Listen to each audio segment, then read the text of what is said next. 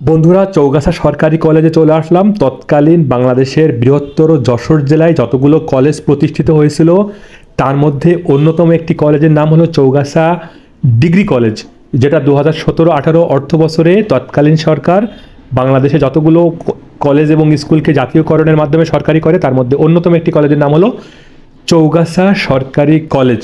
এই কলেজের ব্যাপক বড় ইতিহাস রয়েছে।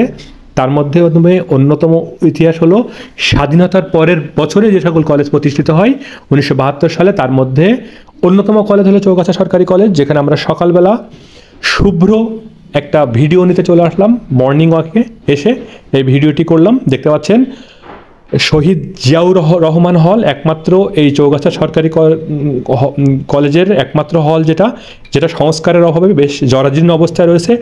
শহীদ জিয়াউর রহমান ছাত্রাবাস, যেটা 1995 সালে প্রতিষ্ঠিত হয়। বর্তমানে এখানে তেমন কোনো ছাত্রের দেখা পাওয়া যায় না, যদিও এখানে ছাত্ররা অধ্যয়ন করতে আসে এবং থাকে। তবে এখানে এই জরাজীর্ণতার কারণে এখানে ছাত্রাবাসটি একেবারে পরিত্যক্ত অবস্থায় পড়ে আছে দেখা যাচ্ছে। আর মোটামুটি কলেজের আশেপাশের পরিবেশটা বেশ ফুলেল শুভেচ্ছা শোভিত। পাশে মসজিদ রয়েছে ঢোকার মুখে, হাতে হাত ধোয়ার জায়গা থেকে শুরু করে বেশ ব্যাপক একটা ভালো জায়গা নিয়ে এই কলেজটি প্রতিষ্ঠিত। যদিও সরকারিকরণ হওয়ার পরে এই কলেজের উন্নয়ন কর্মকাণ্ড বেশ থমকে আছে। তবে এই কলেজের যতটুকু জায়গা প্রয়োজন একটা সরকারি কলেজের, ততটুকু জায়গা আছে বলে আমার মনে হয়নি। এটা পরবর্তী সময়ে আরও বেশি প্রসারিত হবে এবং সকালবেলাতে এখানে স্থানীয় ব্যবসায়ী, শিক্ষক এবং চাকরিজীবীরা এখানে মর্নিং ওয়াকে আসে। শীতকালের সকালে এখানে মর্নিং ওয়াকটা বেশ ভালো লাগে। সব কিছু মিলিয়ে বলবো চৌগাছা সরকারি কলেজের ওভারঅল পরিবেশটা বেশ ফুল দিয়ে ঘেরা।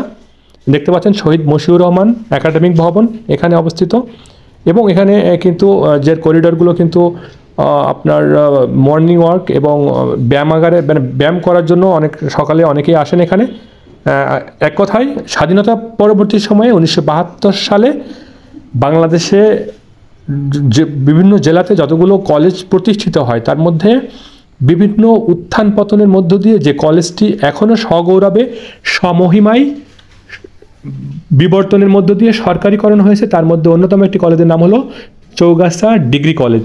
বর্তমানে সেটা চৌগাছা সরকারি কলেজ। এখানে বিভিন্ন বিষয়ে পাঠদান করানো হয়। অনার্স শাখা চালু আছে, ডিগ্রি শাখা চালু আছে এবং কারিগরি শাখা চালু আছে।